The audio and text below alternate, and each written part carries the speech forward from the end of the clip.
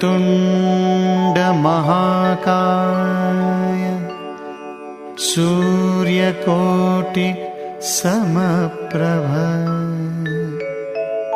निर्विघ्नं कुरु मे देव सर्वकार्येषु सर्वदा।